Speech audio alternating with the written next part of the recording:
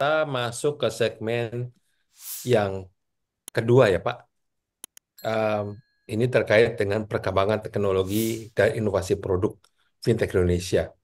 Apakah perkembangan tersebut memengaruhi lanskap bisnis fintech tersebut, Pak? Iya Pak. Tentu pasti gitu ya, ada perkembangan teknologi semakin eh, meningkatkan juga efisiensi dan efektivitas dari layanan fintech ini gitu ya. Tadi dari sisi yang paling sederhana aja gitu, jaringan internet gitu ya, lalu kemudian smartphone gitu ya. Smartphone juga sekarang banyak yang ada fitur misalkan text to voice, sehingga teman-teman yang difabel juga sekarang jadi bisa mengakses misalkan layanan fintech. Itu juga membantu dari sisi teknologi hardware. Kemudian di belakang layarnya juga secara teknologi seperti Open API misalkan, itu juga meningkatkan efisiensi gitu ya, karena jadi dua aplikasi yang berbeda gitu ya, dengan Open API jadi bisa bekerja sama dan akhirnya bisa cross selling gitu ya. Misalkan dompet digital dengan layanan investasi gitu. Jadi orang punya dompet digital, uangnya kalau ada sedikit lebih gitu daripada nganggur, mending digunakan misalkan untuk cicil emas gitu ya. Kalau di Indonesia tadi kulturalnya masih seperti itu. Atau sekarang juga udah mulai banyak yang akhirnya eh, mulai beli reksadana gitu, atau beli obligasi negara yang juga retail sekarang gitu. Atau dompet digital juga kerjasama dengan pinjaman gitu, misalkan ternyata ada kebutuhan yang mendesak gitu ya. Mereka sulit mengakses ke bank karena butuh kolateral misalkan, atau mereka masih belum punya histori kredit gitu, itu bisa dilakukan juga dalam satu aplikasi yang sama. Jadi itu membantu efisiensi juga. Dan sekarang juga masih bermunculan gitu ya, inovasi teknologi. Terakhir mungkin 2 tahun 3 tahun terakhir ini kita semua dikagetkan dengan artificial intelligence gitu ya, kecerdasan buatan yang sebenarnya udah agak lama sih gitu. Coba kita baru baru baru ngehnya aja setelah ada chat GPT gitu. Dan sekarang jadi banyak gitu, dengan generatif AI ini, layanan seperti misalkan untuk customer service-nya jadi lebih cepat gitu ya. Kemudian untuk penagihan gitu, kalau dulu habis kan ada dengan debt collector gitu yang kadang jadi eh, punya sense of human yang bisa terpancing emosi gitu. Sekarang dengan artificial intelligence jadi lebih lempeng-lempeng aja gitu cara menagihnya gitu. Eh, dan ke depan juga ini ada banyak lagi inovasi teknologi yang kita tunggu bagaimana bisa mendorong tingkat efisiensi dan juga efektivitas di fintech gitu ya.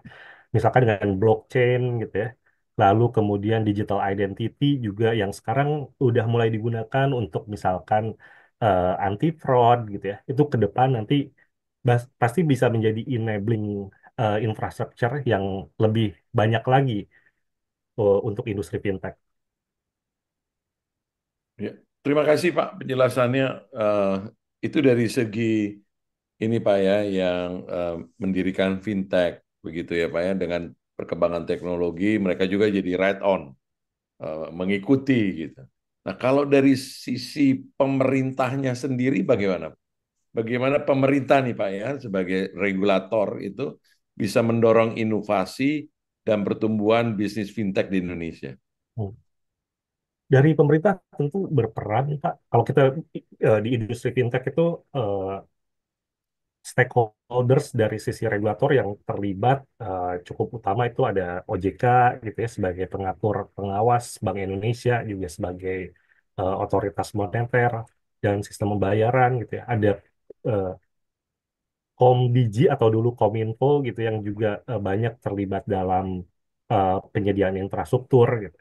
Dan kemudian ada juga kementerian lain seperti Kementerian Perekonomian gitu yang di mana di awal mula isu terkait inklusi keuangan, di situ ada Strategi Nasional Keuangan Inklusif atau SNKI yang cukup menjadi roadmap atau peta jalan gitu ya untuk peningkatan inklusi, yang kemudian di dalamnya tuh ada subchapter gitu ya untuk peningkatan inklusi melalui digitalisasi gitu ya. Dan di mana itu yang kemudian turut mendorong industri fintech untuk bisa lebih tumbuh lagi gitu.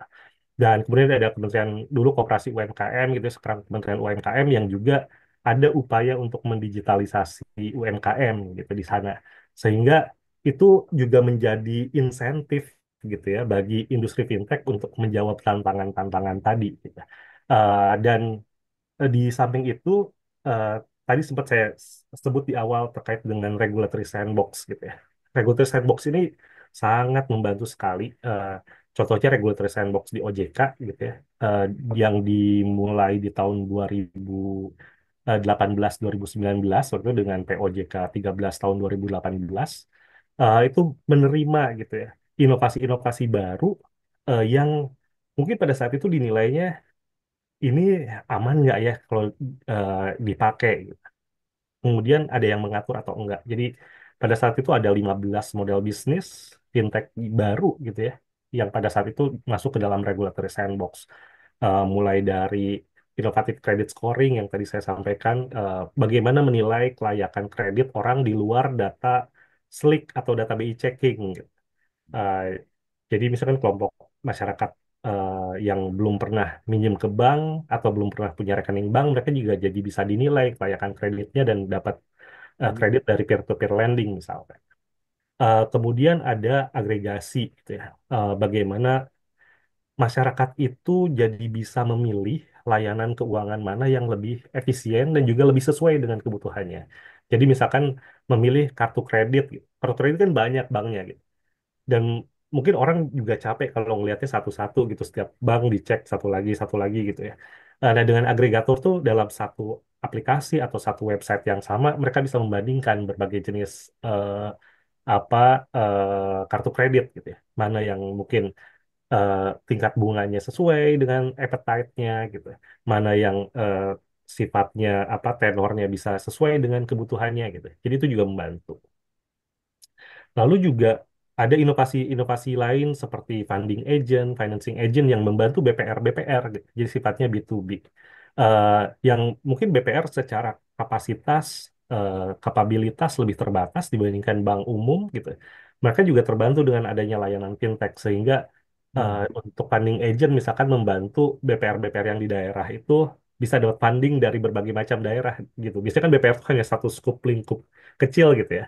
Padahal daerah itu bisa jadi net borrower, bisa jadi net lender gitu. Nah, Hmm. ini sekarang dengan ada funding agent, financing agent bisa cross juga gitu. Jadi BPR di satu daerah bisa dapat dana dari daerah lain atau menyalurkannya ke daerah lain juga gitu.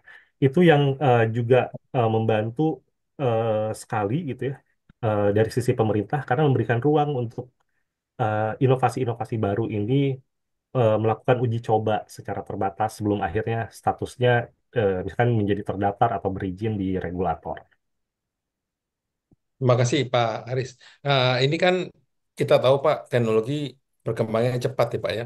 Kadang-kadang pemerintah juga tergagap-gagap mengikuti perkembangan teknologi, menyesuaikan peraturan yang harus terus dilakukan, terutama POJK Pak ya. Nah, sekarang kalau dari sisi perusahaan fintech itu sendiri Pak, bagaimana mereka bisa beradaptasi dan bagaimana perkembangan-perkembangan yang cepat tadi mempengaruhi persaingan di antara mereka Pak?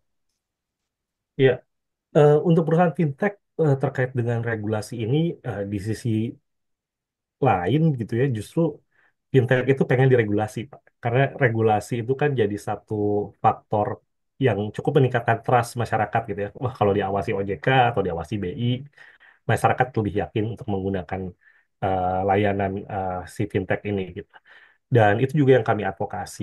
Di asosiasi sendiri, ketika eh, sebelum ada regulasi yang dikeluarkan oleh OJK yang mengatur fintech-fintech tertentu gitu ya, eh, secara proaktif asosiasi itu anggota-anggotanya menyusun code of conduct atau kode etik untuk memisahkan mana nih fintech yang baik, mana yang tidak baik gitu. Jadi per screening, good corporate governance-nya, risk management, compliance itu ada di industri fintech itu sendiri dan juga di asosiasi.